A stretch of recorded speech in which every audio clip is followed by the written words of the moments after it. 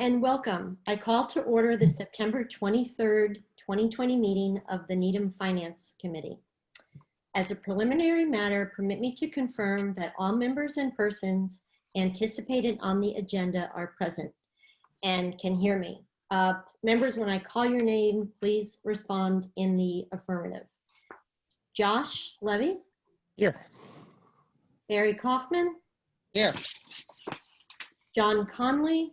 Present. Rick Lunetta? Present. Dick Riley? Yes. Tom Jacob? Here. And Louise is coming later. Louise Misgerd? Yes. Here? Great. Good evening. This open meeting of the Needham Finance Committee is being conducted remotely, consistent with Governor Baker's executive order of March 12, 2020, due to the current state of emergency in the Commonwealth due to the outbreak of the COVID-19 virus. In order to mitigate the transmission of the COVID-19 virus, we've been advised and directed by the Commonwealth to suspend public gatherings, and as such, the governor's order suspends the requirements of the open meeting law to have all meetings in a publicly accessible physical location. Further, all members of public bodies are allowed and encouraged to participate remotely. The order allows public bodies to meet entirely remotely so long as reasonable public access is afforded so that the public can follow along with the deliberations of the meeting. Ensuring public access does not ensure public participation unless such participation is required by law, except for the agenda items titled Citizens Request to Address the Finance Committee. This meeting will not feature public comment. For this meeting, the Needham Finance Committee is convened by Zoom app as posted on the town's website, identifying how the public may join. Please note that the meeting is being recorded and that some attendees are participating by video conference. Accordingly, please be aware that others may be able to see you, so take care not to screen share your computer. Anything that you broadcast may be captured by the recording. All meeting materials have been provided to members of this body and will be available on the town's website unless otherwise noted. We are now turning to the first item on the agenda. Citizens request to address the Finance Committee. Dave, are there any citizens? Well, let's see if anybody raises their hand. And I am not seeing anyone. Okay. Not seeing anybody, we'll move to the next item on the agenda, which is the approval of the minutes of September 16th, 2020. I move the acceptance of those minutes. Second. Okay, let's have a roll call vote. Tom? Aye. John? Aye. Dick? We're on mute, Dick. You're muted. Hi, I sent a few technical clips to Louise, but no substantive. Okay, thank you. Barry? Yes. Rick? Yes. And Josh? Aye. Great. Okay, next item on, so the minutes are approved, excuse me. And the chair, did you vote? I didn't vote, I apologize. Aye for me as well. The minutes of the meeting of September 16th, 2020 are approved. We're now going to turn to the next item on the agenda, which Dave will speak to on Article 1 and Article 3, which are being withdrawn. So Dave, do you want to take that? Yes, Madam Chair. Last night, the Select Board voted to withdraw both articles. Basically, the board voted to do that based upon a recommendation that we believe that there'll be better information in terms of what funds will be available to help the town and the school department cover expenses related to COVID-19 later this winter and early spring.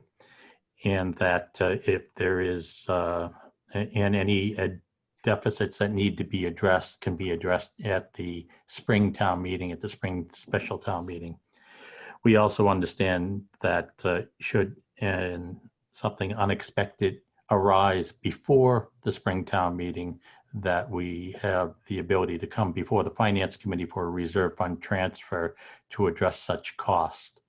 And then, of course, the most obvious is if there was something that goes beyond our ability to address with our budgeted resources, including the reserve fund, that the select board can always call another special town meeting. But at this point, the plan is for the May special town meeting in 2021.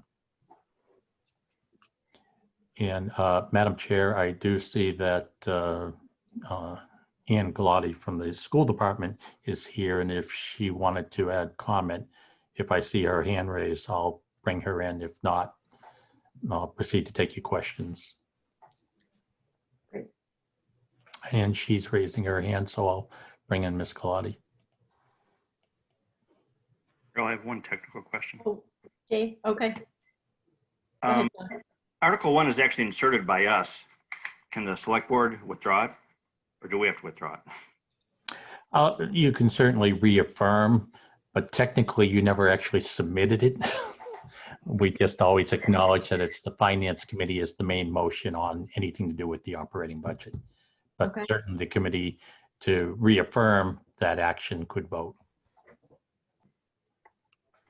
So are you suggesting, Dave, that we should vote to reaffirm that action, or? Sure, yes. On Article 1. I guess I would like to know before agreeing to that is what was anticipated going to be involved with the motion to amend? What was going to move around and why? Well, Dick, that's exactly the issue. Is there's still many unknowns. Most of what is assumed for expenses related to COVID are still estimates, and the estimates are changing relatively daily in some instances and weekly. Things that will impact is certainly the amount of time that the public school buildings are open. What will impact is the amount of state aid that is provided directly to offset expenses related to COVID-19.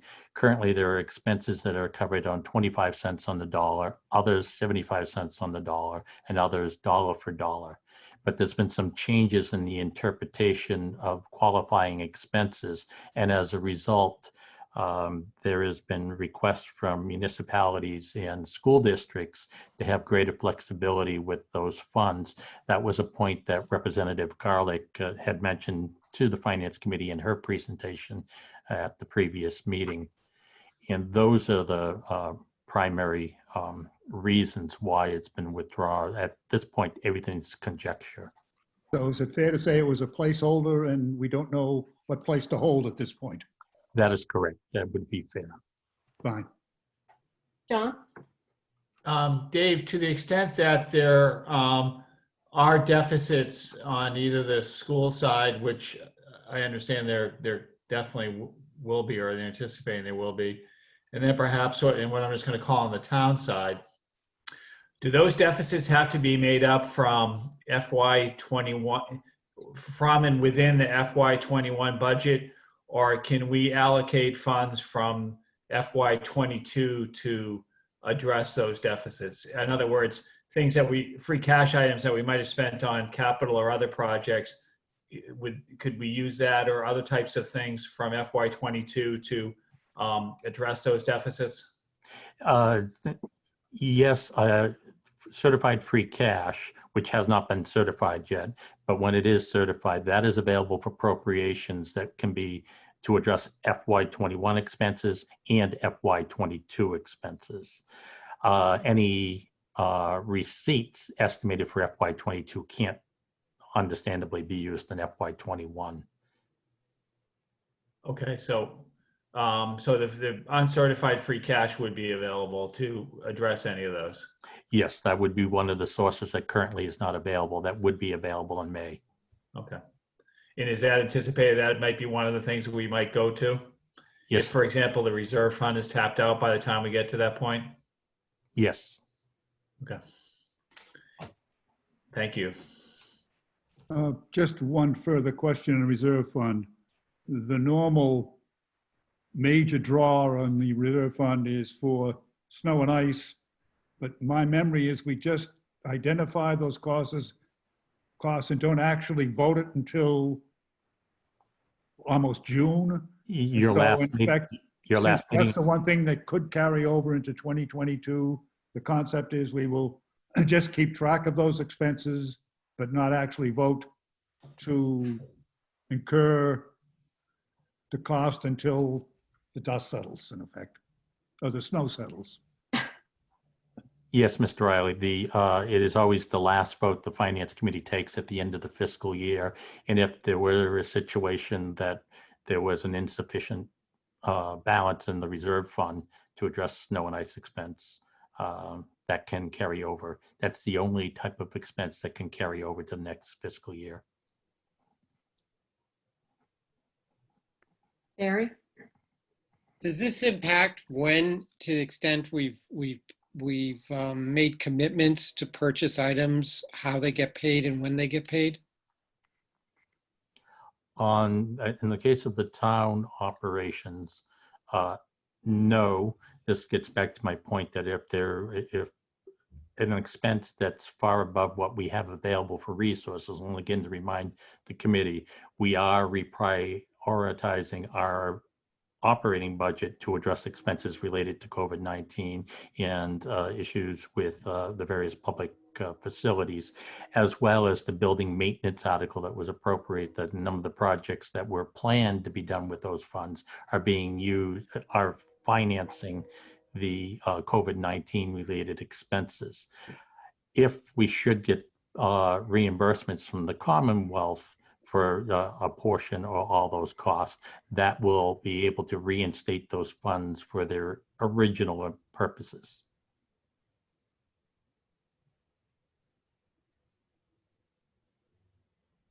Anne, I know that I just didn't know if you wanted to take a few minutes to go over the thought process of what's changing and why.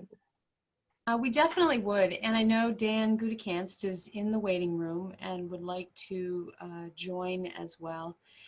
We had prepared a very brief update on our budget status for FY21 and hope to come to you frequently throughout the year to give you an update on where things stand for the school departments. So I know that Dan had, or I had forwarded to Louise, 2 pieces of information that we had shared with the committee. And I believe Dan had wanted to say a few words about the presentation, with your indulgence. Madam Chair, Mr. Gutekanst is with us now. Great. Dan, welcome. Thanks, Madam Chair, member of the Finance Committee. I think you have a document forwarded to you, and we could, it's several pages, we could share it on the screen, but I think maybe what might be best, if it's helpful, since you have that document already, is really just talk globally of a big picture. First of all, I should let you know that school has begun in the Needham Public Schools. Our students are learning remotely. Beginning last week, this week, and our plan is to reopen for in-person schooling next Tuesday, and to kind of get on with it, if you will, and then we will begin our week on for students to be in the school, and then a week home of learning, and then we flip-flop. So we're really looking forward to that happening beginning next week. The reason that we delayed is because I felt that there were still some items, particularly related to our ongoing work with ventilation, that needed to be addressed. I feel that we're in a much better place today, and that we are ready to reopen school. I will say, though, that there remains a lot of work to be done. That just once we open school, there will still be ventilation work that needs to occur. We have to prepare for the winter, for example, in our two oldest buildings, Pollard and Mitchell, and that will require careful attention and more resources to make sure that they can be sustained over the winter and that we can continue to have students in those buildings with appropriate ventilation, given the nature of the health emergency, which is a respiratory disease. So that is our commitment to make that happen, to continue to make that happen, that school can remain open and that we can use both physical distancing of students, good hygiene, wearing masks, and appropriate ventilation in our schools to keep school open. A lot of resources have been put toward reopening school, both on the town side and the school side. Dave just mentioned a little bit about that. Fortunately, we've been able to tap into some grants, which has helped us. And we have also cut back on the school side spending to make sure that we can redirect resources. At this point, one of our biggest expenses, and it was an unanticipated expense, is the costs associated with opening up our remote learning academy. I've said to you previously that one of our obligations that the State Department of Education required is that we provide an option for families to go remote fully for as long as they want in this year. And we have about just under 600 students pre-K through 12 who have taken that option. We have essentially created a ninth school in Needham. We had to those students were pulled from existing classes unevenly, though, I have to point out. It's not as if it would have been more convenient, for example, if 22 second graders pulled out of the Elliott School to go to the remote academy, because then we could send that teacher with them. But it wasn't like that. There might have been 3 students out of the second grade at Elliott that wanted to go into remote learning, or even 7. But those are pulled out of existing classes and would not allow us to collapse a class. So we endeavored over the last month and a half, the last 2 months, to really pull together a school with supplies, with teachers, even with an administrator in charge, without any resources, without any budget. We've done that. We've been successful in doing that. We've had to hire close to 30 teachers and assistants to make that happen. Those are all resources that were not budgeted for. Those are all resources that we had to take from existing staff when possible, and also supplies when possible. But mostly our deficit that we are anticipating, which is approximately $1.8 million, and again, all that's all unpacked in detail, thanks to Ann in the information you have. A lot of that, most of that is really due to the costs associated with reopening school. Not only purchasing PPE and technology, but also staffing our remote learning academy. Those teachers that we had to hire account for about 1.5 to almost $2 million, which is about what our deficit is planned to be. So we have a real issue. We have a real problem. It will have to be addressed. It will not be able to be addressed with the appropriation that we have at the present time. We do believe that it will be necessary for some kind of an additional appropriation or reserve fund transfer to the school department. Now, what you need to know is that we're continuing to look at the number carefully. We anticipate in that $1.8 million deficit, for example, and it's I think a thoughtful and an appropriate amount of money. For example, we include in that what we estimate to be a $600,000 shortfall when the state finally passes a budget around circuit breaker. We anticipate that there will be about $1.5 million loss in revenue from our nutrition services program. We anticipate that there'll be losses in our transportation program, in our preschool program. All of those are fee-based, as well as athletics. And when you account for all of that, we end up with this projected deficit of $1.8 million. To address it, what we propose right now is to use a combination of salary savings, cutting back further on services and supplies. Remember, we've already cut back 35%. I'm proposing we cut back another 15% if we can, and that's if we can. We have to go through that exercise to freeze any non-essential positions. I will say to you, that's a challenge because most of our positions are related to working with children, and so that doesn't go away. However, if there is a clerical position or an administrative position or maybe a technical position that we might be able to get away with, there is a literacy position, for example, we're not going to fill that we just learned about. We will do that to help save dollars. And at this point, it would mean that we would likely come to the Finance Committee, to town meeting presumably, with a request for $750,000 to $1 million, with the cuts and the holdbacks that we will endeavor to take care of at our end. We still believe we'll need to come to you, to town meeting, for an additional allocation of resources. I appreciate, though, Dave Davison, Kay Fitzpatrick, and Ann, we've been able to think through this and decided that it may make sense to hold off to see how these grants fall off. I'm forever hopeful that the federal government will get a little bit of religion and decide that these grants that are really quite constrained and restricted might be expanded because it's the dollars are there. We just can't access them. That would be hugely beneficial. I'm hopeful that when the dust settles around what all of our costs are, we'll have a clearer idea, and some of our own cost-saving measures will help.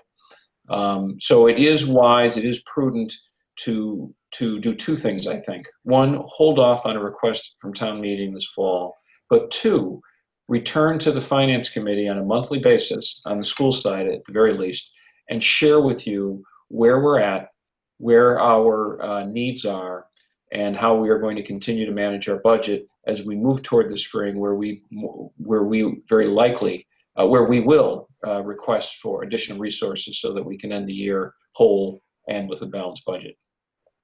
So I think, Madam Chair, members of the committee, that's the big picture there. You have detail that we're happy to respond to, but I wanted to share that with you this evening. And again, I appreciate Dave Davison, Kay Fitzpatrick, and Ann for really helping pull together what might be a prudent move at this time. John? Two things, if I may. Dan, I think that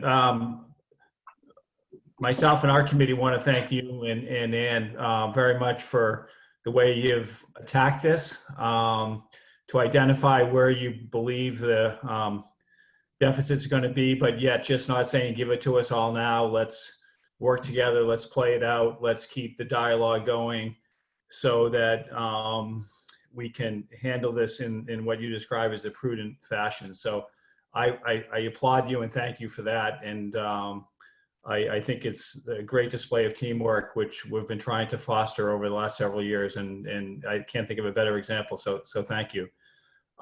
Then my question is, and this is more, not so much financial, but just if I can be educated on what you guys are doing, and pardon my pun. If on the students who are going, I'm going to say back to school, the ones who are in the building every other week, through that program, there are always students learning remotely. If they're learning remotely, if they're not there on that Monday, and then when they're back the following Monday, the people they're replacing are learning remotely that day. So if there's always people learning remotely, why is there a need for what you call a separate remote academy? Yeah, no, it's a good question. So as we looked at what we had to create, what we had to do, we realized that the students who are in the building, which is the majority of our students, you can call it, there are 5,700 students approximately in Indian public schools, about 5,100 will be in the school. When they are being educated in school, their teachers will be focused on those students, they'll be focused on those 14 students who are in that classroom. And the other 14 students, the teachers will be focused on insofar as they've developed lessons for them to attend to independently. They will be responsible for those 24 students and all of their learning over the course of those 2 weeks, when they're live with them and also on the week that they're at home. The week that the students are at home, our teachers, in some cases, will be teaching them live along with the other students. And in other cases, they will be checking in with them in the morning. So our teachers will have that regular responsibility of being responsible for those 24 students. But when they're in school, they'll be at a different pace than those who want it to be remote only. So there would be our remote learning students are beginning school, and they're moving forward at one level and one pace that will be different than those students who will be in for a week and then they'll be out for a week. So the learning and would be uneven in that case. So we just could not figure out a way to say we'll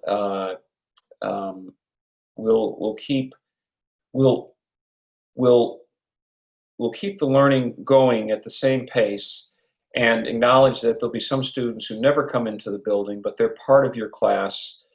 It was frankly complicated. It didn't really seem to make sense.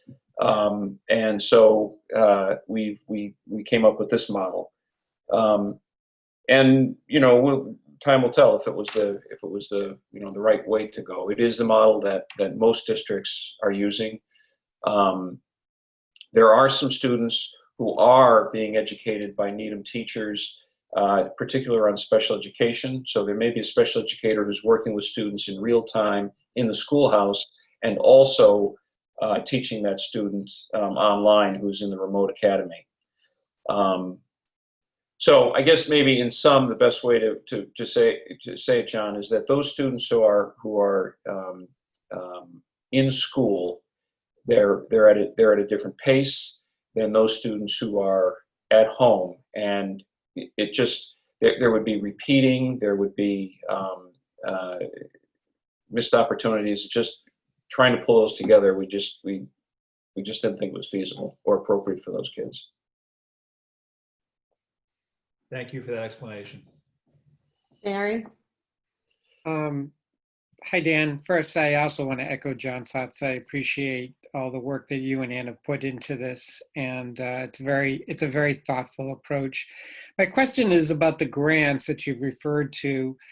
Are these grants that have been awarded to the town that can't be used for the school that you're hoping get extended so that can be used for the school? I'm a little confused at which grants you're referring to that the restrictions need to be changed in order for you to take advantage of them. I'm going to let Ann and or Dave tackle that one. Both grants, there are two grants. The town, well, we have received more than these grants, but these are the very large ones, and they are both coronavirus relief fund grants, which are both from the same pot, if you will, of federal money that Massachusetts has received. One grant was given directly to the school department, and one grant was given directly to the town, the municipal government. The municipal grant does allow for some selected education-related expenditures, particularly technology for remote learning, as well as special education staff that are required to be hired due to the remote learning environment. But the rest of the municipal grant is really dedicated to public health, public safety, and other municipal departments, and Dave can speak more to those.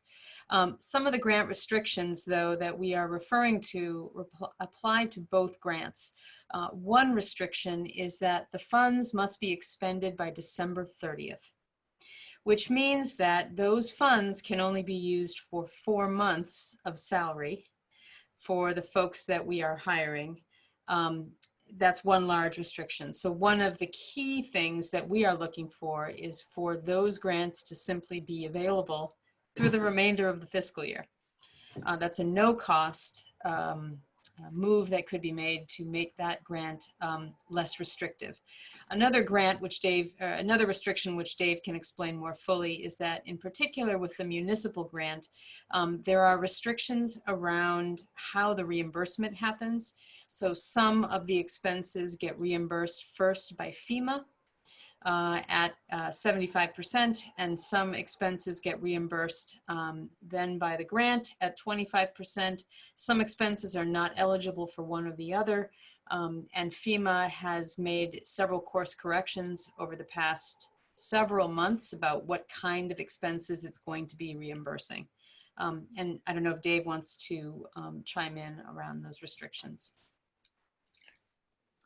I would just add is Ann did a good job explaining the type of restrictions that are running, the length of time the funds are made available, and two, what qualifies for reimbursement and at what rate. The important change is expenses outside of public safety, specifically fire and police, PP&E, is no longer accepted by FEMA as a reimbursable expense, but the state funding is only reimbursing those expenses at 25 cents on the dollar. So one of the reliefs that we're seeking the legislature to do is to bump those reimbursement rates up to 100% if it's not covered by FEMA. So let me ask you a different way then. If assuming that none of these restrictions are changed, will there be grants that have been awarded that we will not be able to spend? The answer is yes. It is possible. For instance, the 25 cents on the dollar, that means 75 cents has to be covered by an appropriation. And those are the type of expenses that Dr. Gudikant and Kate and myself have been referring to, which we don't know what the final outcome of that will be, but we'll definitely know that by the spring. Good, Ann. Anne, did you have something to?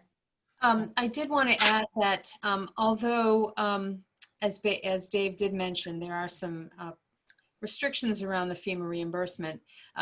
FEMA is reimbursing some expenses that we are incurring through the grant. However, it's very likely that those reimbursements will not be received this fiscal year, although the expenses are being incurred this fiscal year. So as the town may find itself in a year or more receiving reimbursement, but we will still have the problem of trying to cover these expenses this fiscal year, which is one of the things that I think Dave just referred to. Thanks. Tom? Yeah, just a little follow-up on Barry's question. I'm looking at the presentation that you sent out. Under sources of funds, there's 1.4 of school COVID grants and 1.5 million of municipal COVID grants. Are those monies that you anticipate the restrictions would have to change for us to get the full value, or is there more money than the 1.5 million for the municipal, but you don't think we'll be able to spend it before the end of the year? We think that within the current, so that is the planned use by the school department of the municipal coronavirus relief fund grants. There are additional funds that town departments are planning to also use from that particular grant. But we believe that we can use those expenses before December 30th. We can use those grant funds to offset our expenses before December 30th. So then my follow-up question then is, if the restrictions were lifted, would we start using some of the monies used in municipal departments for the school departments instead? Or is there some monies that will just disappear that we've been granted? I'm trying to get understanding of what we're leaving on the table. There are two factors. First, if all the early estimates of cost associated with COVID-19 materialize, we're not going to have enough funds to address all those expenses. So secondly, there are expenses currently much of the municipal costs are associated with the reopening of the schools in the maintaining of the schools. That's the ongoing disinfecting and cleaning that will go on week after week, HVAC monitoring and air quality issues. Those are expenses that we're only receiving 25 cents on the dollar. And which means that 3/4 of the funds would have to come from town resources. And as I mentioned earlier, we are reprioritizing monies that have already been appropriated to building maintenance to spend on those costs. And if those costs should exceed what we have available for funds, and if the 25 cents on the dollar is not lifted, or if the term of expenses does not go beyond December 30th, those are all the problems that lead to a deficit coming into May of 2021. So there are different aspects. There's the amount of the funds, it's the timing of the expenses, and it's the use of the funds for the expenses, and at what reimbursement rate they would be eligible. So one last follow-up question. So if the restriction for the end of this calendar year were changed, say, to June of next year, would there be less need to go into our reserve fund? Yes. Thank you. Josh? Thank you. So Dr. Goodekance, I noticed in the presentation that there are 661 students whose families opted for remote only. I think that's up a bit from the estimates last month of 603. Do you know overall, now that school started, how enrollment compares to your estimates? Did their families choose to take their kids out of district, or did more students come into district? Josh, it is a great question, and you're right. Thank you for that. The number of students did increase a bit. We do not have a firm number on enrollment right now. I would expect that I'm hoping that first of all, we have to do October 1 enrollment. Believe it or not, that's next week. So we will have to come up with a number. Now that takes several weeks to straighten out, and it will certainly this year before we report it to the community and to the department. I'm hoping by next week, as things kind of wash over us, that we will have a better sense. Honestly, we still have students coming and going. I know that Pollard, for example, we learned today, the principal indicated there are about 35 new students in Pollard, but only 10 that she was aware were leaving Pollard. We know that we've had some students leave at the elementary level to enroll locally at St. Joe's, for example. And it's also true that some students have left to be homeschooled. Really, I'm not in a position to tell you where we are. It's going to be, it's all over the place right now, but I expect the next time I report to you, I'll have more information. Okay, thank you. And then the other thing, as I was looking through the document that you sent over, would it be possible at some point to be able to annotate the expenses that you, heaven forbid this has to continue into next year, which expenses would recur and which ones are one-time costs that would only have to be incurred this year? I imagine technology-wise, we may not have to incur those costs again. You know, hardware, for instance, once you buy a laptop, can be reused, but personnel costs would certainly recur. Those are the types of things that would be helpful to see. Yeah, I appreciate you saying that. And I will tell you that I actually have a meeting with our budget managers tomorrow.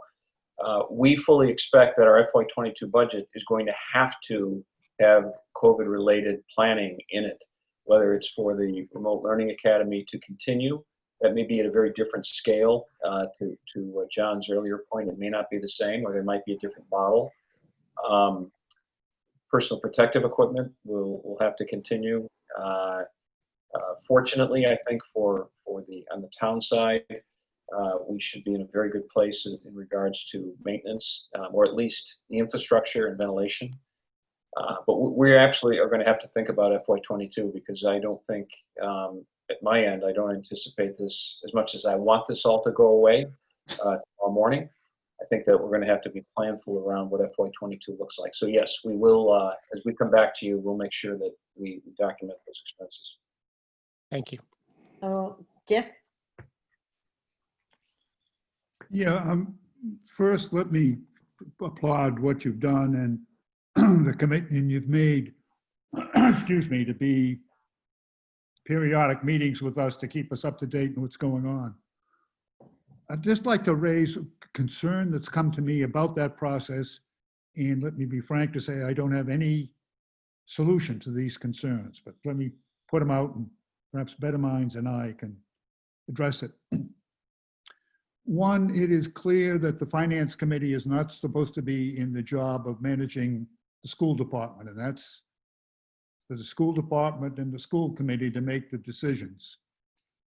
On the other hand, once certain decisions are made, that's going to create a situation which will leave us with no alternative but say, yeah, this expense hadn't been covered, now we do have to fund it. How do we reconcile that issue if we're given a monitoring role? How do we monitor without getting in too deep, but getting in deep enough that we preserve flexibility? That's a big question, bigger than I can answer, and involves a lot of people. I guess I would say that I think over time, in our regular dialogues between the Finance Committee and the School Committee, I think there have been sufficient questions and even gentle suggestions or pushback or ideas about how to think about things, and that's been appreciated, and we do try to be responsive. We'll certainly be in this case.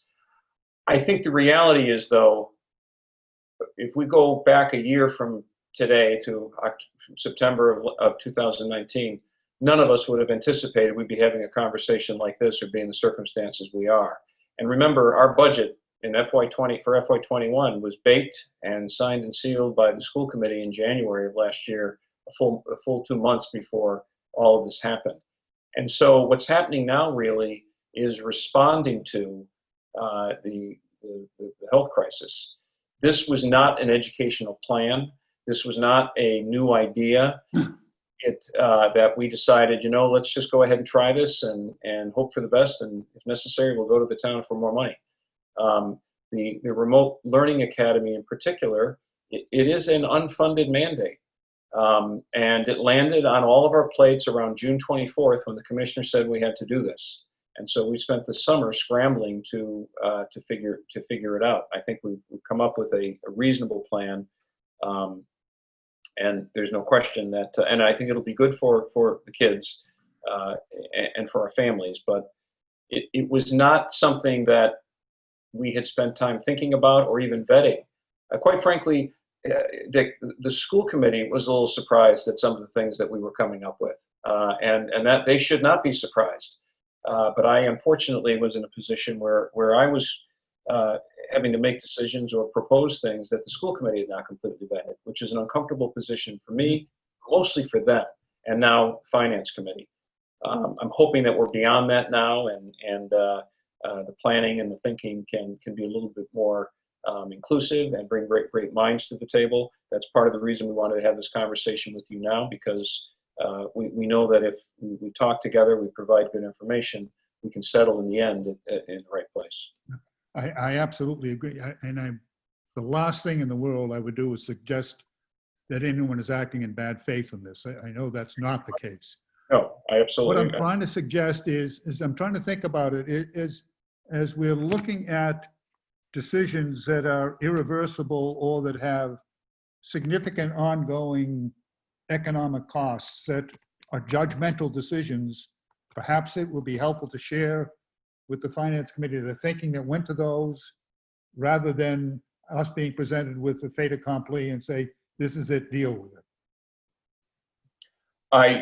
Certainly I would want the school committee to be involved in that and help make decisions around that, and then as appropriate to engage in conversations about what can and what should happen.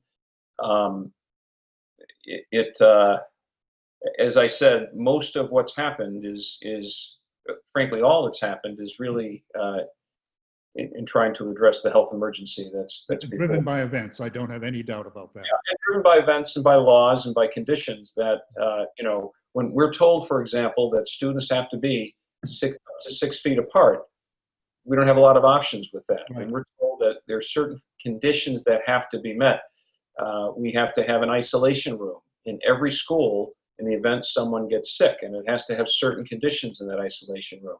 Those weren't things that we could choose to ignore or say, well, we'll put that off for another day. We had to do them. And the cumulative effect of that is what we're grappling with. I just, if I may very quickly say, the one, I want to say it's a concern, but knowing how we do endeavor to work together, I don't think it will be. But by pushing this off, we do buy ourselves time to be thoughtful and to engage the finance committee and the school committee and what we can do.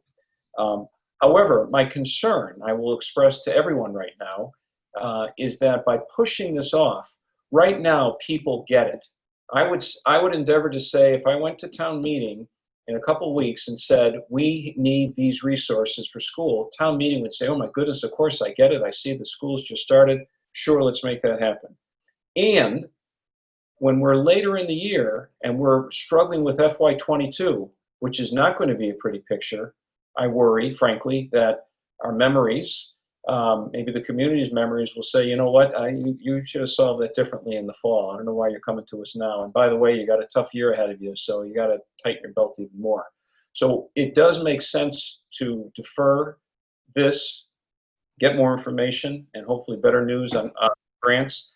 However, I do worry that, and I'm hoping that we would never be in a position where the community would say, well, you know, you should have dealt with it differently. We're on to bigger and better things like FY22. So I just offer that as a concern, and knowing that we will work together to solve this problem.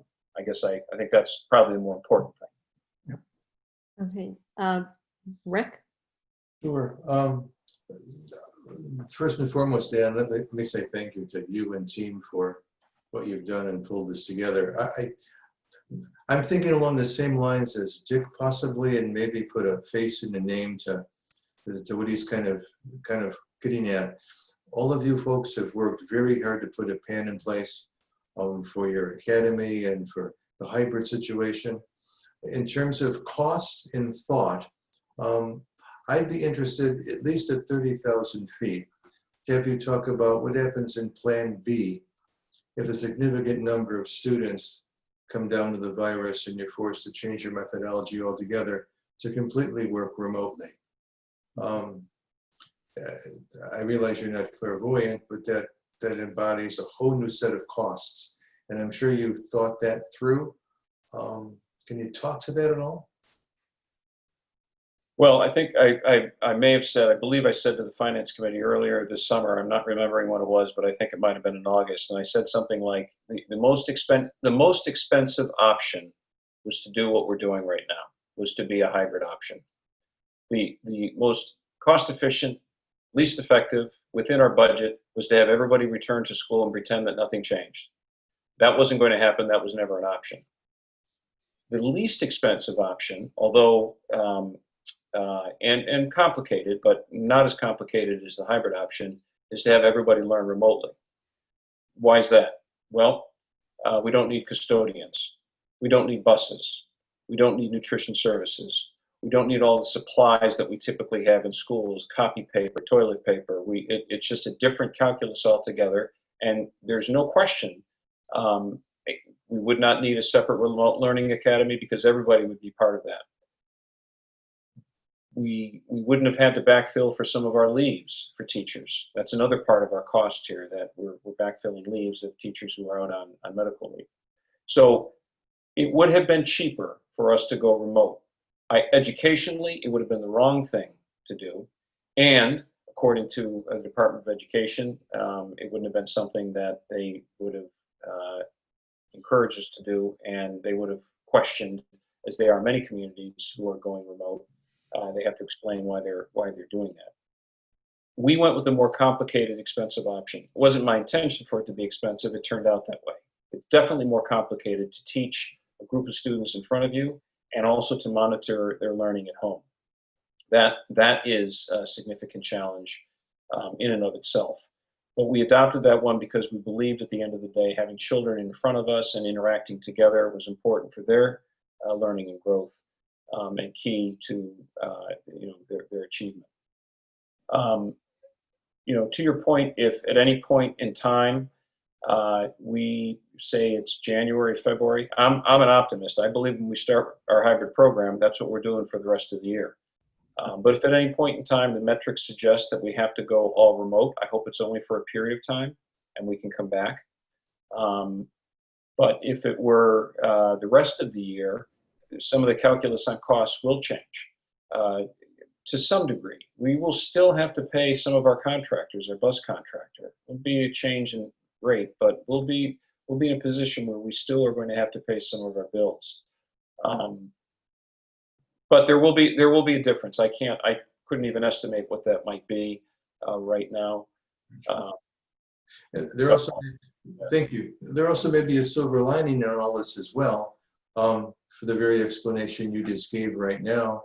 If people's memories kind of subside in their memories, and you have to bring all this up again down the road, a great way to present the fact and help them remember that how expensive this really is. Thank you. Thank you. Dan, I have one question, and then Barry, you can go. And I apologize because I think I've asked it the last night in a different way. But on this remote academy, are those 666 students fixed, or can more parents in January say, I want in on the remote academy? Like, how does that work, and how have you flexed that, if you will? Or could the expenses be higher as a remote academy expands? I will tell you that the answer I can give you right now is that the Department of Education has asked us to be flexible. I will tell you that I'm not that interested in being flexible. We can't afford to be that flexible. We can't afford to have students now migrate to the remote learning academy, causing us to hire more teachers, because we'll have to still keep the teachers in the classrooms that we have. Nor can we have a lot of students leave the remote learning academy and go into classrooms that in many cases are already beyond what physical distancing will allow for. And we would need the space, plus we would have to potentially hire teachers. Might be able to take a teacher from the remote learning academy, that depends. So what we have said to families is, this is the program that you have opted for, and it's going to be a great program. We're going to give families an opportunity later this semester, between November and January, to provide specific criteria about why they may wish to change. I'm going to focus on those being health-related matters, because I think that's appropriate, or something going on with one individually, personally, or with a family member, or some extenuating circumstances because of a student's academic needs. Those who wish to change because they wish to change, it's likely that won't happen, just because we have to balance the remote learning academy and our other classes. Right now, we balance class sizes at the elementary level. The school committee has given me the authority to say, we have too many enrolled at the Mitchell neighborhood. We're going to move some over to Elliott where there's more room. Those are the wrong schools, by the way, because Mitchell has more room than Elliott, so I should have said it the other way around. I'm going to look at the remote learning academy in the same way. If someone would like to leave the remote learning academy and go into an elementary school, I'm going to see if there's room before I'll allow that to happen.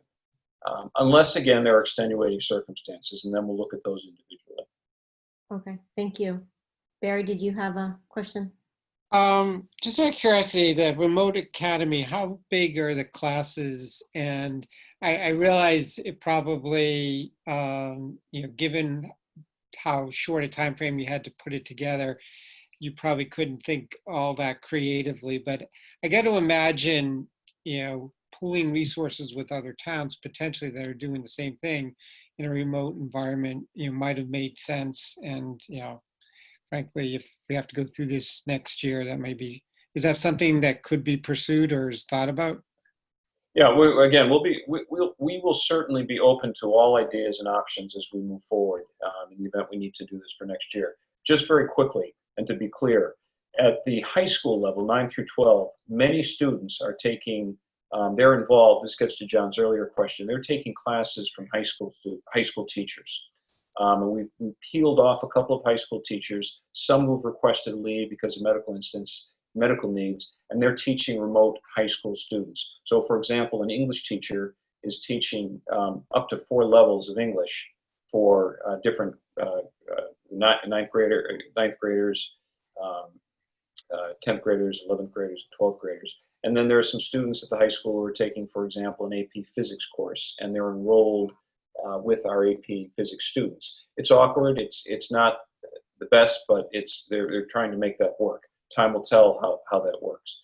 Additionally, we have about 250 slots on online courses through our Education Collaborative. That actually is a big cost saver. We've spent about $100,000 in paying for slots for high school students, about 115 students, to take courses. If we had to hire teachers for all those students with the various levels that they have, that number would have been multiplied by many more. But by tapping into our collaborative and to local schools, we have been able to provide opportunities for high school students, and we'll look to continue to do that.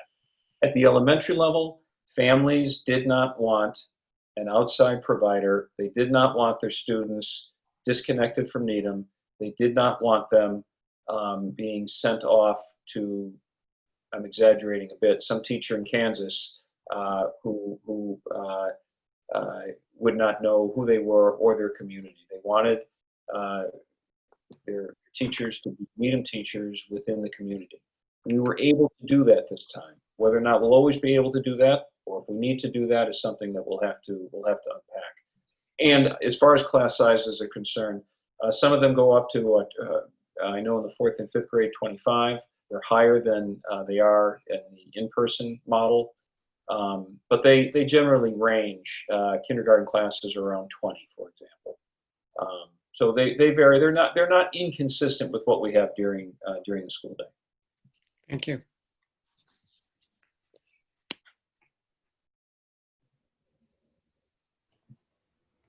Great. Dave? Madam Chair, just a last part is we will have a memo available on the town's website prior to town meeting explaining the withdrawal of the 2 articles. Okay. Who's preparing that memo, Dave? Will you be doing that, or? It'll be the town manager. Okay. So, You might want to possibly, include in that memo, or have Kate include that we will be, as part of this process, we will be meeting with the schools committee and Dan and Ann on a monthly basis to just keep that dialogue going. Can that be part of the It memo? certainly will be. And the same thing in terms of the town, the expectation is we would be updating the select board and the finance committee on a monthly basis as to where costs are headed and to keep you informed. Great. John, did you have a question? yeah, I wanted to know if you wanted a motion to confirm or affirm the withdrawal of Article 1 by the Select Board. We probably should do that. And if so, that's my motion. Second. Okay, all in favor? Myself, yes. Tom? Yes. John is a yes. Dick? Yes.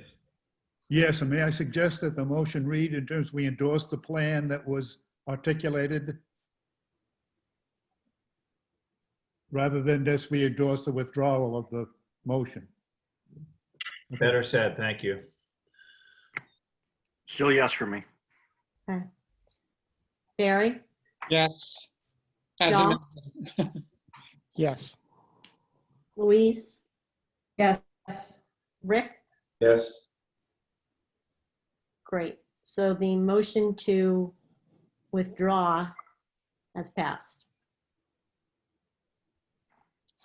Thank you. And Ann. Thank you, Dan and Ann, for your time, and Thank you. good luck with the opening on the 29th. Thank you.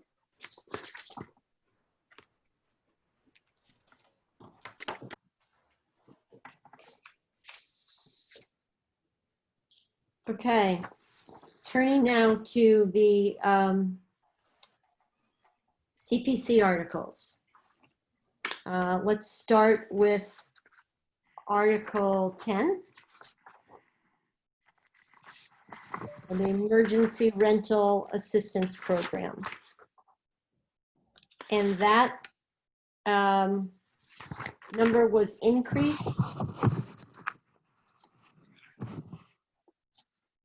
100. 120. 120. I listened to the CPC. I don't mind if I hope you don't mind me speaking to it. What they've decided to do is they did listen and discuss our desire to possibly raise that significantly.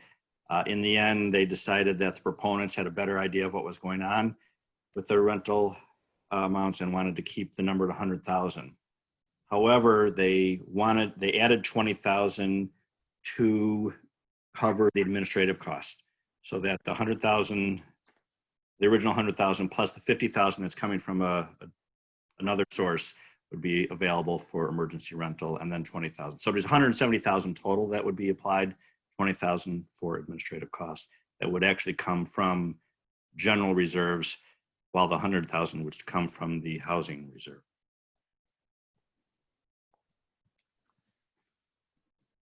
Just to bring you up to speed. Okay, thank you, Tom. Dave? Madam Chair, just one correction to the comment. The CPC did change the vote. There is no general reserve because we didn't have a CPC article back in June. So it's actually come from CPA receipts. This is the 20,000 which Mr. Jacob was referring to. Okay, thank you. Any further discussion? Louise? I was going to make a motion. Oh, go ahead. I move that the Finance Committee recommend adoption of the revised Article 10. Second. Great. All in favor? Tom? Aye. John? Aye. Dick? Aye. Barry? Yes. Josh? Yes. Rick? Yes. Louise? Yes. And myself, yes. So Article 10 has passed. Article 11, appropriate for First Baptist Church preservation and restoration.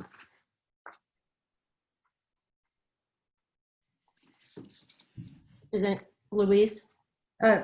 Okay, so I continue to be concerned with the expenditure of funds for the church, not just this church. And I think that I would be more comfortable if we actually had a council's opinion of some sort. So absent that, I don't think I can vote in favor of using CPC funds for these purposes. Tom? Yeah, Carol, I just reporting on what they did. They did discuss the idea of a attorney's opinion and decided that the expense would be so high that's to be prohibitive, because an opinion, in their opinion, was, it's putting an attorney's reputation on the line. So they're so that's where they were on that. So they didn't want to have a written opinion or spend the money on a written opinion. They said they would rather fight it after the fact if necessary, but they thought the chance of a problem was small because of is it the Kaplan case? Is that the case? I don't really know the case that well, but I'm trying to report properly. So I think there's a Kaplan case that's out there that said it's okay for churches. And I think they mentioned somewhere around 100 churches have received CPA funding. So that's what their position was on that. Josh, I don't know who was next, but. Josh, go, yeah. I was just going to echo Louise's comments. I don't think tax dollars should be going to religious organizations, but maybe not even just religious organizations specifically. I mean, any nonprofit has a preferential tax status. They do not have to pay property taxes. They don't even have to pay sales taxes. So I don't think that tax dollars should be going to those types of organizations. And I know there's a concern that we shouldn't be singling out religious organizations, and I think that's fair. So I think I'm going to take the position of voting against funding for the two articles that would be going towards the churches, but then also the community farm. I think it's a great organization, and I am going to be supporting it personally. But I think because it's a tax exempt organization, the town really shouldn't be putting its tax dollars there. Okay, thank you. John, did you have a? Yeah, I'm voting against Articles 11 and 12 as well, and I share the sentiments that Josh and Louise has made. To their response about not getting an attorney's opinion letter, I find that ludicrous. And quite honestly, they're asking for something that I think is very unusual, and not to comply with that request to get an opinion letter, I think is quite telling. I just don't think that when the voters voted for this back how many years ago, that, and it certainly was never my contemplation when I voted for it, that these taxpayer funds would be used for situations like this that's being applied for. These churches aren't being singled out. They've come forward and asked for this money, so they've put themselves in this situation to be singled out.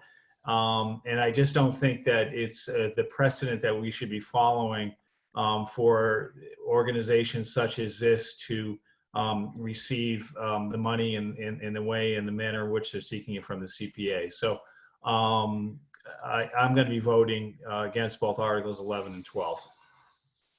Thank you. Dick? Now, just to add to John's point, I think the position that Tom articulated that the CPA took is internally inconsistent. Because if it's such an obvious result, then the legal opinion shouldn't be that expensive. Legal opinions are expensive because they're very difficult in those situations. So I think the argument made was internally inconsistent, and I can't endorse it.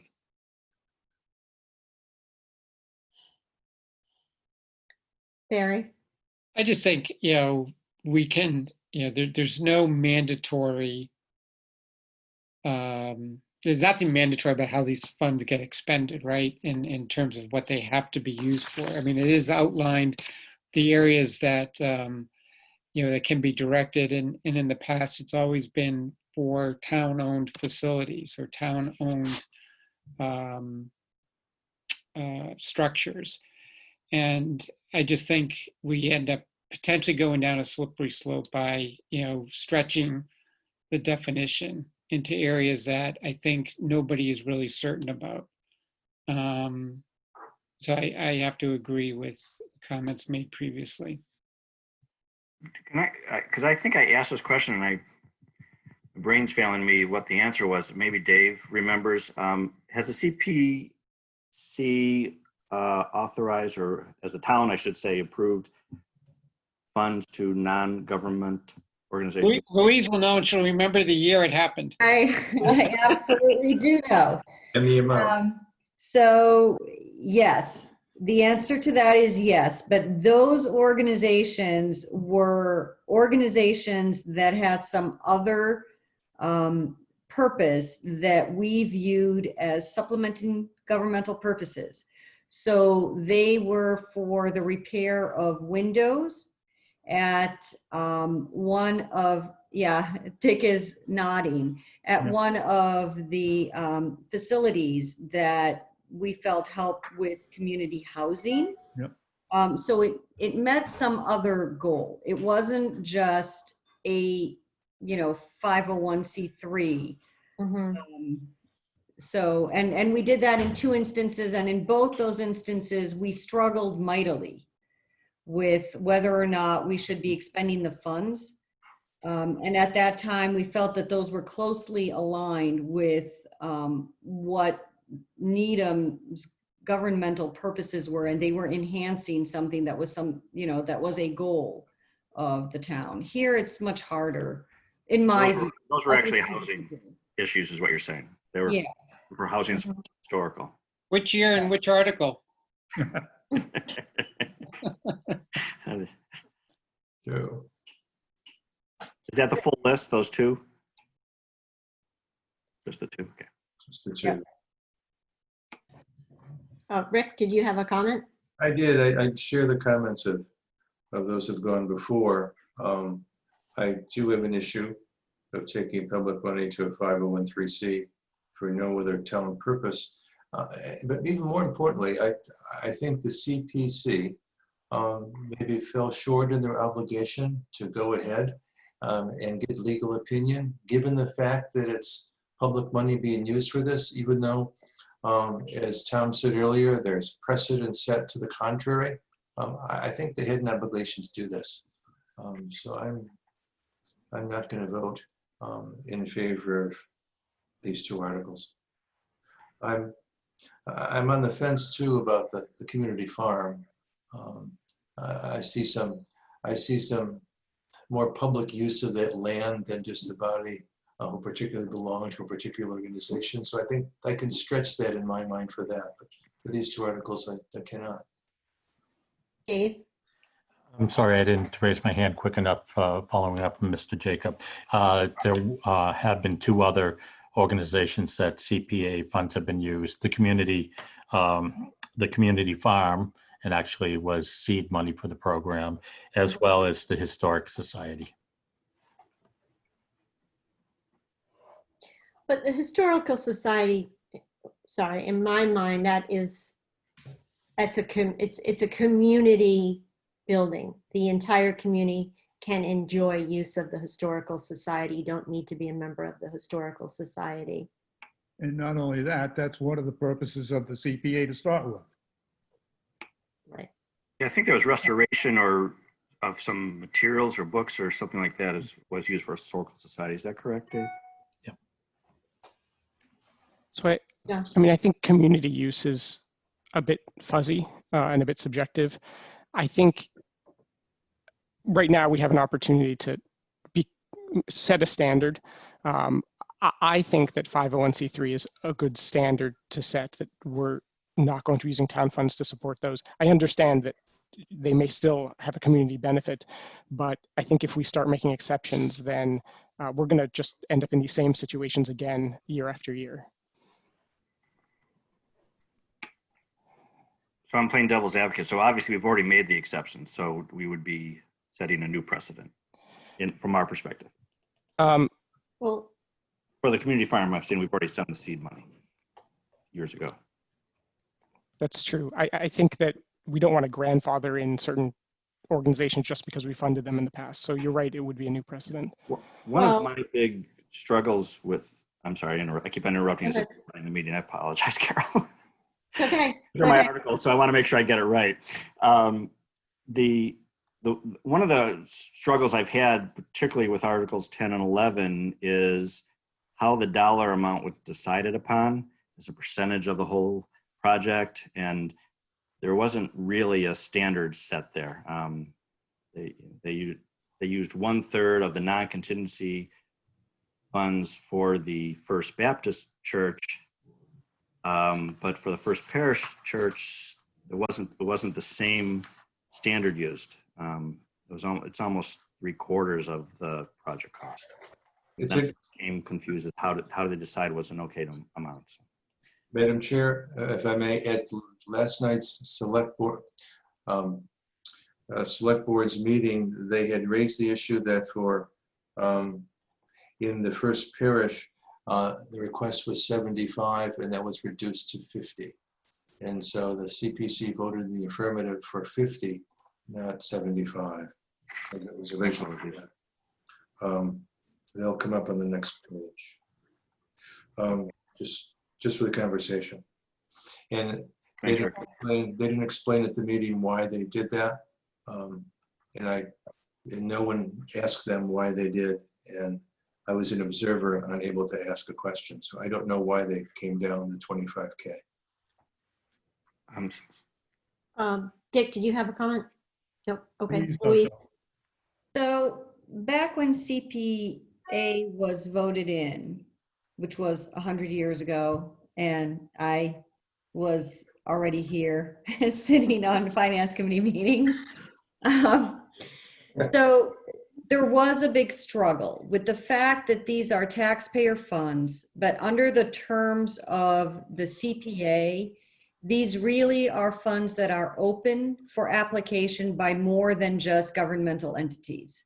So, you know, how are we going to decide which ones can or cannot or should not be funded? And I think the CPC has taken the same position that it took way back when, which was if something is eligible, they will vote to recommend funding, which is not necessarily the same point of view that the finance committee has with respect to what is taxpayer money. The fact that something is eligible doesn't mean that it should be funded. And I think that, you know, that was a struggle years and years ago. It continues to be the struggle, and it might be worthwhile to engage the CPC in more of a discussion about what the guidelines might be in NEDA with respect to how we want to expend CPA funds. Right, because you're inherently setting up this conflict that we're about to have here between eligibility and the actual right view of spending taxpayer money on this just because they are eligible. And so I think you're right, Louise, that this might be the right time to engage in that discussion and see if some things can be done so that we don't run into situations like this going forward. And I hearken back to when they were in front of us, and the chair and of that committee, I thought was pretty strident about why these articles should go forward and why they should be passed. And there was a discussion about making sure that they parsed out both the projects to make sure that the money was going to sort of the historic things as opposed to the heating parts of the buildings or other parts of the buildings, to try to not have it be an entanglement of church and state and other things. But to me, the more you are doing that, the more you're creating the entanglement by basically saying, this is how we're going to parse out your project for you so we can get you eligible funds. And that, to me, is just not how the CPA is supposed to work or should work. And I don't think it's how the taxpayers voted for it back those eons ago that you refer to. So I think, we should use this as something to talk with them about, so that we might be able to avoid this in the future. I agree. So would somebody like to make a motion? Yes, Madam Chair, I'd like to make a motion that the Finance Committee recommend that a town meeting not pass Article 11. Second. Okay. All in favor? I'll vote first. I agree. Yes. Tom? Yes. John, you made the motion. Yes. So Dick? Yes. Barry? Yes. Josh? Yes. Rick? Yes. Louise? Yes. Okay. Thank you. And then going to Article 12, Madam Chair, I'd like to make the same motion that the Finance Committee recommended Article 12 not be adopted. Second. Again, all in favor? Tom? Yes. Dick? Yes. Barry? Yes. Josh? Yes. Rick? Yes. Louise, Yes. myself, yes.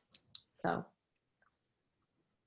Article 12 is not adopted by the Finance Committee.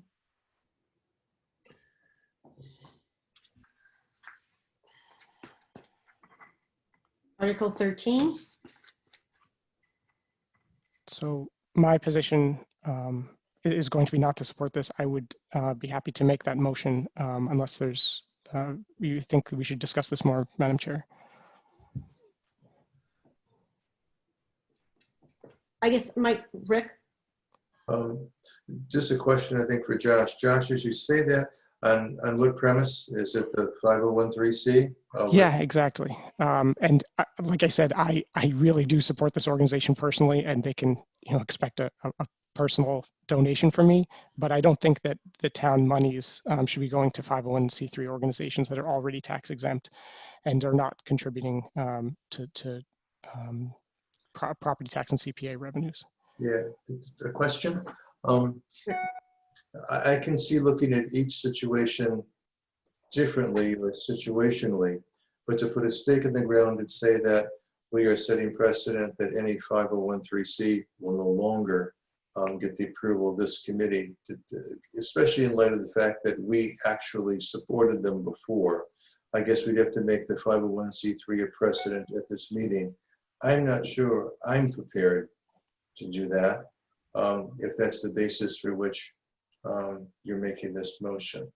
So, I mean, it's certainly related. I think in the context of the other articles that we voted on, I don't want to appear that we're discriminating against religious organizations. I think there does have to be some other basis, and the Supreme Court has said that. And so the basis for my votes on the previous two articles are that they are 501(c)(3)s. So I think to be consistent, I'm voting against this one as well. All right. Dick, I have trouble with that argument, and I have trouble with the argument that since they are non-tax-paying entities, that means the town shouldn't support them. By definition, the town has determined that these should be supported by virtue of not having to pay taxes. So that bridge has already been crossed. It may be that we would determine that's the limit of the support they should get, but I don't see the logic of the argument that since they're a 501(c)(3), not subject to paying taxes, that means they shouldn't get support from the town treasury, because, as I say, they already are getting it by not having to pay taxes. So then I guess the question is, why should they receive additional support? That's a legitimate question. I just don't think the first assumption is catch you there. I would accept an argument that that's all they should get, but I don't see the argument saying since they're C3, they shouldn't get anything. John, Yeah, I agree with Dick on that. I also think a factor here, at least a factor to me, and it might not be to other people or to Josh certainly, is that, I mean, this is town property that the community farm is on. And to me, in my mind, that's a different situation than the land where the two churches are, which are privately owned by those churches. This is town property to begin with that we've let this group use it. And I think that this is just sort of a further extension of that, saying that not only are we going to let the town, the town land that you're using, but this small, what I consider a very small amount, is an extension of that for me is not problematical.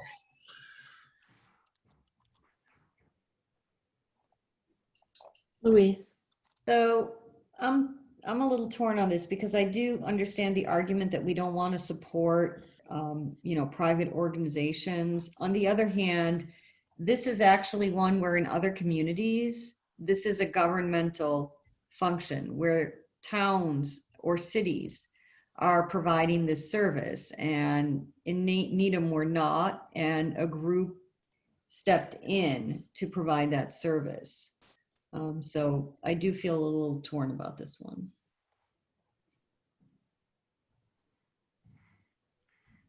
I think it does seem clear that we probably need to have a discussion with the CPC to just understand really and clarify what their mission is, what is the mission, and what should they fund, because we're going to continue to have these struggles going forward. I think for me, the test in my mind is that the two churches are privately owned property and not necessarily something that the entire community could become a member of or take advantage of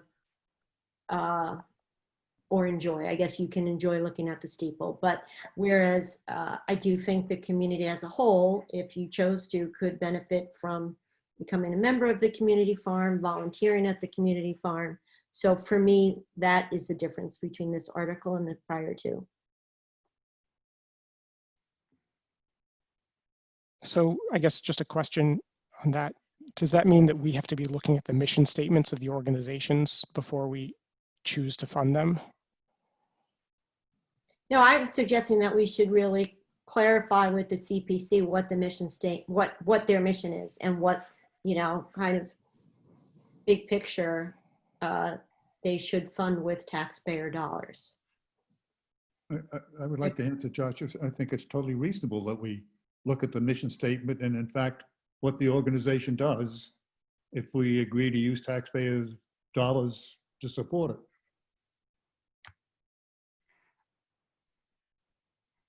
Tom?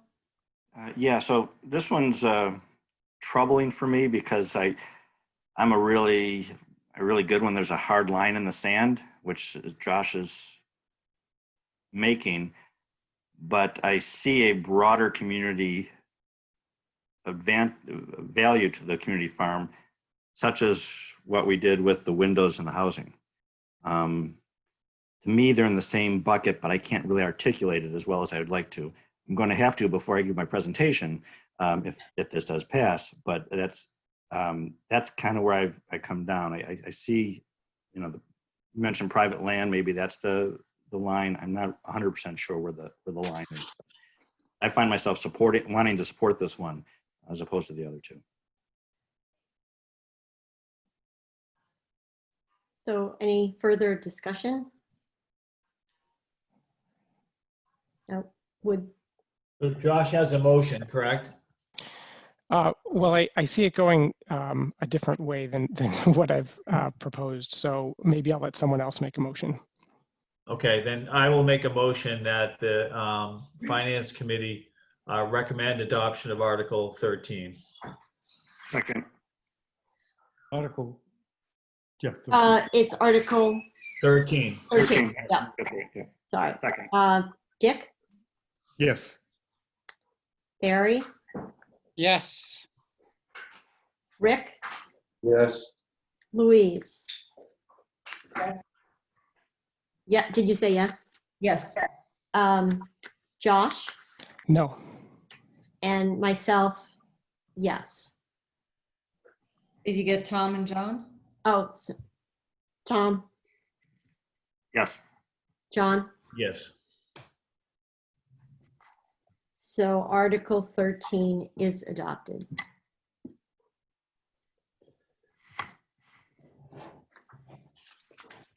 Okay, Article 14, Claxton Field Lights and Skin Diamond Renovation Design Funds. Madam Chair, I make a motion that the Finance Committee recommend adoption of Article 14. Second. I'm sorry, did someone second? Dick, second, great. Tom? Oh, Barry? I just had a question. Did the amount change from what they originally came to us for? No. Yeah. No. Okay, I thought I read in Rick's notes that it might have, but I could be mistaken. Yeah, no, it's 101,500 goes there. And that's just for the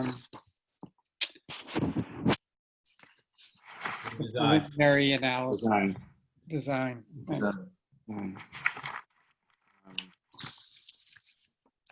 Louise, Sorry. did you have a question?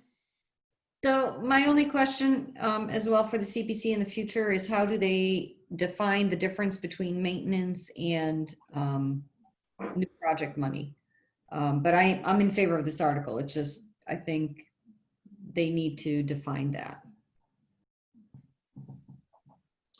CPA funds can't be spent on maintenance, is my understanding. Okay. You're concerned, does the article information say maintenance in it somewhere, or you're just, No, I'm just asking that, okay, what, I how, what is the difference in their mind between maintenance and? got it. Well, wouldn't it be as simple as if they were asking us to fund the weekly cutting of the field, then we would not support that because of maintenance, but this is actually a redo of the items, and it's not like fixing one light, it's doing all the lights, and so I think.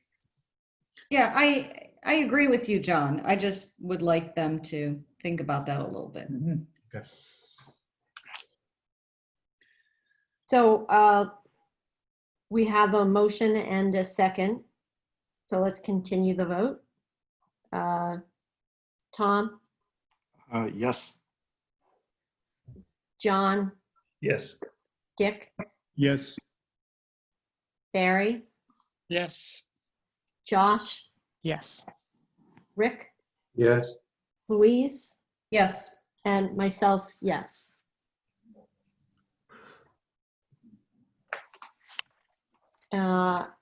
And Article 15, Deposio track, synthetic track resurfacing. Madam Chair, I make a motion that the Finance Committee recommend adoption of Article 15. Was that withdrawn? I think it was withdrawn. The CPC voted against this. Oh, they did? Yeah. Oh, okay, sorry. Just out of curiosity, why? Why did they vote against that one? They didn't think it was, well, there was some concern that it was actually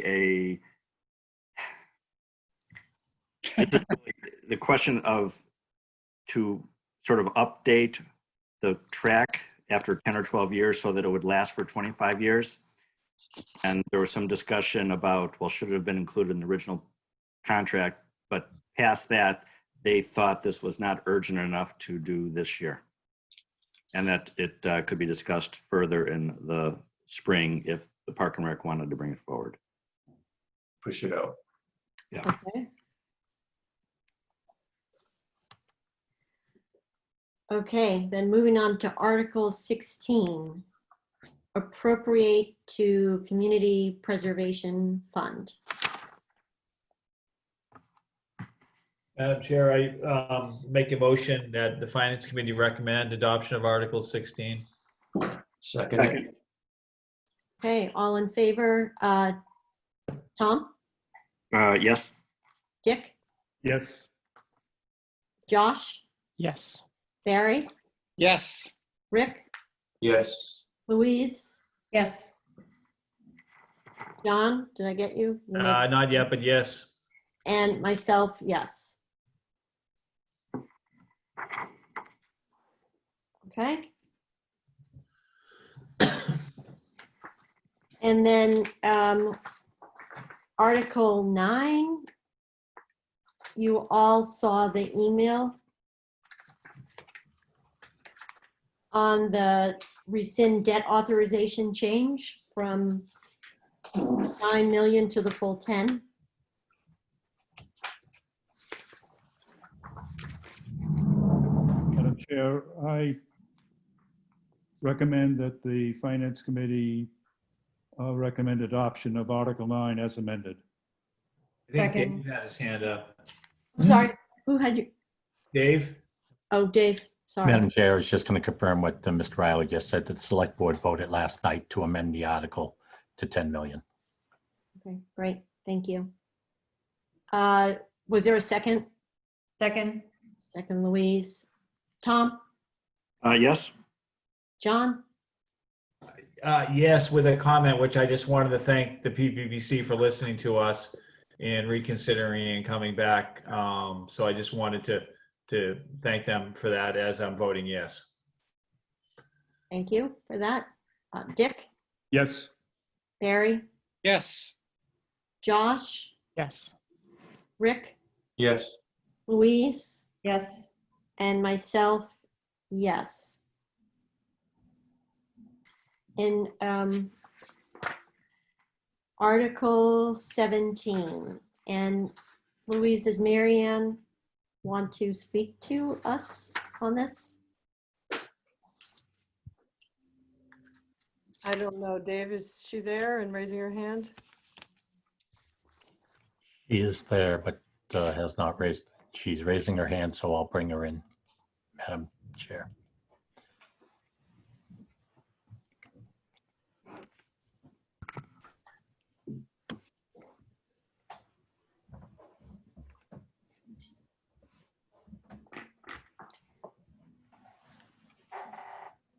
Madam Chair, I don't really need to speak with you. Last week when you met, you had said that you wanted to consult with the select board. So I duly put it on my calendar to attend so that if you had a question, I would be happy to answer it.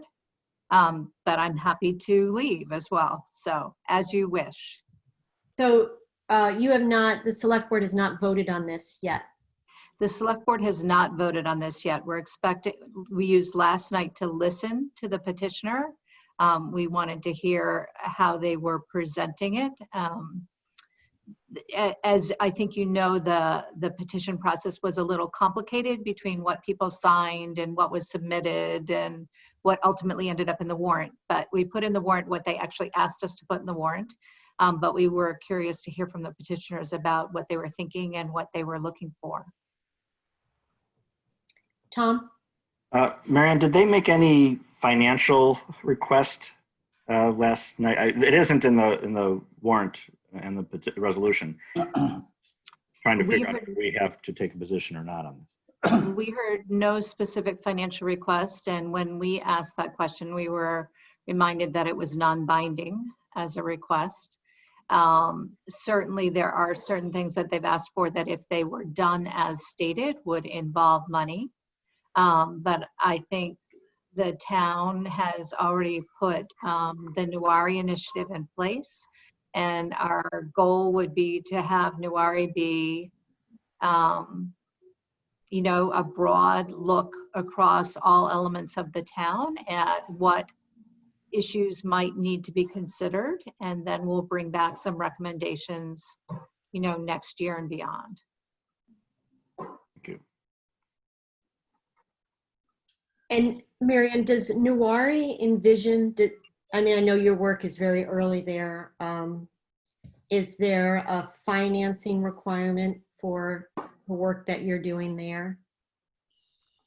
There's not currently a financing requirement for Newari. I mean, the select board authorized funds to be used for a piece of work which will feed back into Newari. It's the work that's being done with respect to policing, looking at the case in town and at the police policies in place at the time. So we authorize funding for that.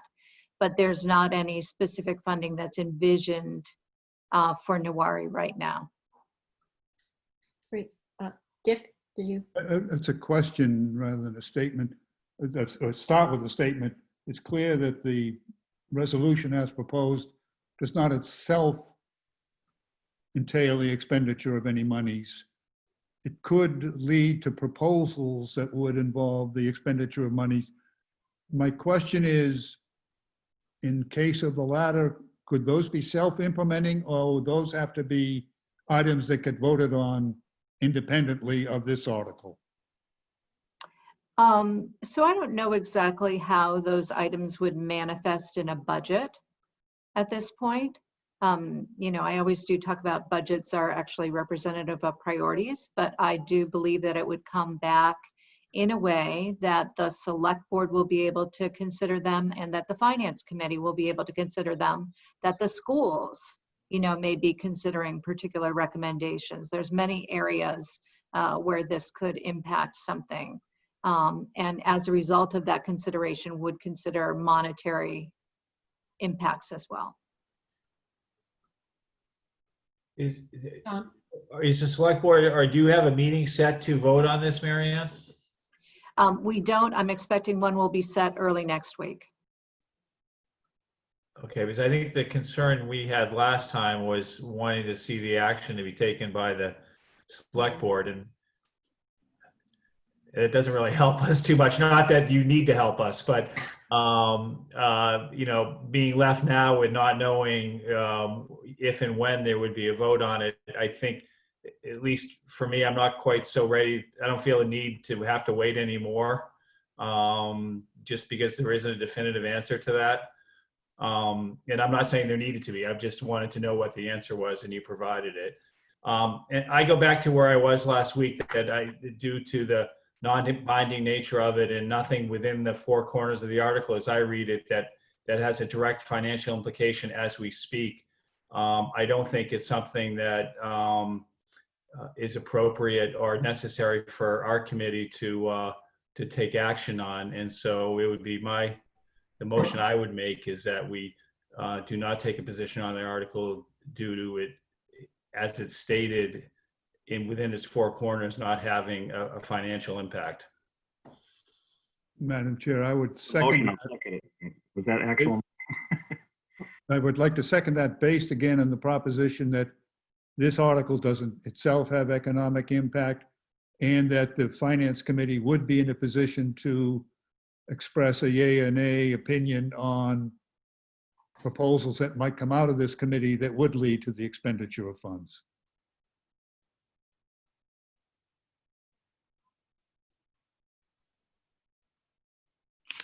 Is there any further discussion, or are we ready to take a vote? So my position hasn't changed. I really would like to know what the Board of Selectmen's position is going to be, but ready to vote.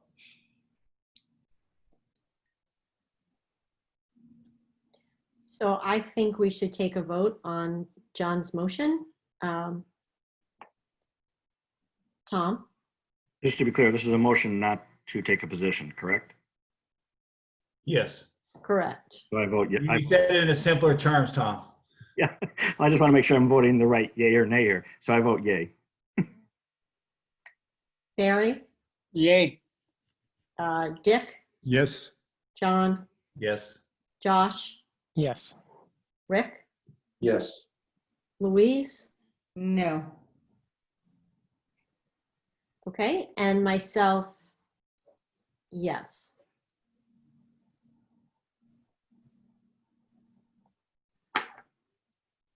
So that is no position taken.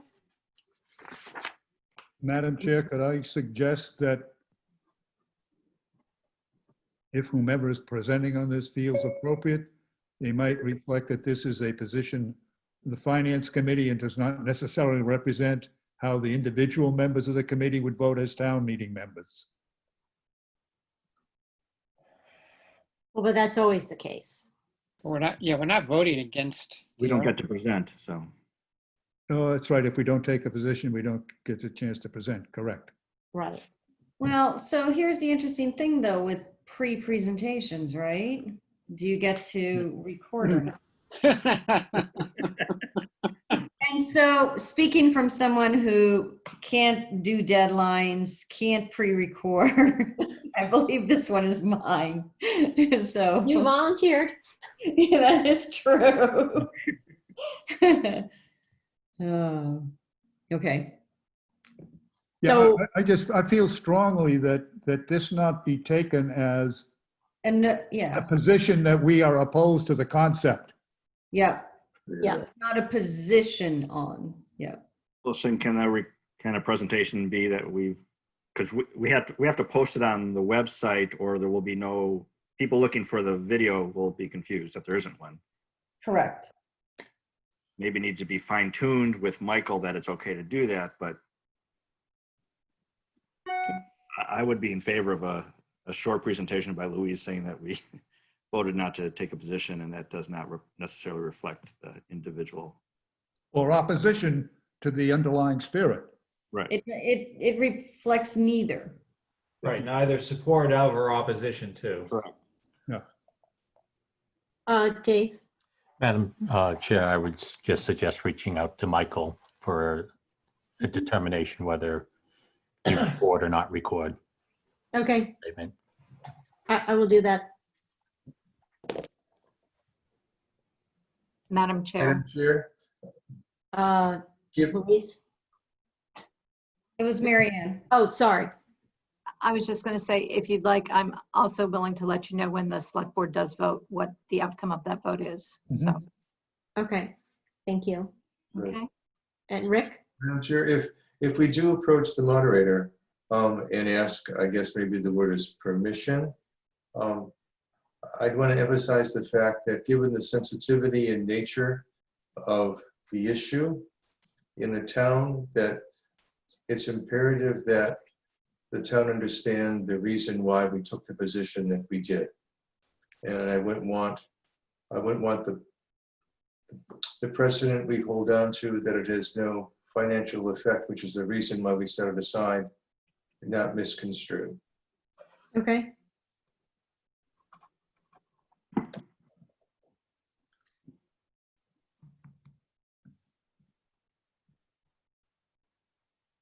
And we cannot, just a question, Louise, when we list our votes, the way we voted on each article that we will post on the website, can we indicate something next to Article 17 to that extent? Yeah, I think you really got to go to the moderator on this. I don't see how you can edit the position is, the position is no position taken. I don't think you put an asterisk next to it. Okay. At least I don't think you can do that, but you're going to find out by asking the Well, moderator. I will ask him I'll just ask him which is the best way to convey our position. I don't know if you can. Yeah. No position. Yeah, and the moderator has sometimes called up on the finance committee to state that it had no position. So once you reach out to him, he'll certainly let you know. But Okay. Madam Chair, if Josh. we did feel it was important to add some clarification, we could, I suppose, amend our position to be more specific. Rather than simply no position, we could say no position due to lack of foreseeable financial impact, for instance. I don't think I think that's John's point. We can't amend that. I mean, we can't clarify that without the permission of the moderator. Okay. Because then we're making a statement. Got it. So I will email the moderator tomorrow and let you all know what his recommendation is. And hopefully, Louise, you can just make a very brief presentation on it. Could I suggest that we not ask permission to do so, but say it is the strong desire of the committee to be able to do so if he agrees? Yeah, that's a good way of phrasing it, Dick.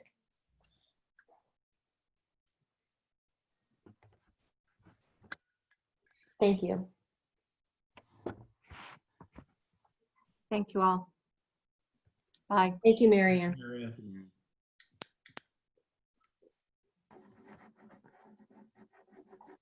Okay. Any other issues outstanding? Madam Chair, are we planning to meet before town meeting on the 4th? I don't know that we need to meet before town meeting, but I can't even remember how we did that in May. Did we have a Zoom meeting and then we didn't, did we? No. No, just appeared. Dick? Yeah, we might discuss, I remember it being an awkward issue in the May meeting when, I don't know whether there was a motion to amend something off the floor, and we tried to take a quick canvas of what our position was, and I remember passing a piece of paper around to everybody. We might want to discuss the mechanics Well, for how some people we did, some people didn't. take official positions. So we could call a meeting to order. This is going to be outdoors. I assume it's going to be the same setup. So we could call a meeting to order and then do what we normally do so that we are in session when town meeting starts. I think under the open meeting law, if it's at town meeting, I'm not even sure we need to convene a meeting to be able to talk amongst ourselves and or, obviously you amongst yourselves and make decisions or recommendations. I think we do. No harm in doing so, then we're covered. No, there's no harm in doing so. It's just open meetings are exempt from the open meeting law and what goes on there and who can meet and what they can talk about. Except this is a meeting of the finance Yeah, committee. but a meeting by ourselves in a little table in front might not be within the spirit of the open meeting. I would just notice it. Yeah. Yeah, fine. What time? Well, so What time town do you need meeting's to at start? 1. Yeah, I would just do 1 o'clock. I don't think we need to be there early, do we? 12:59.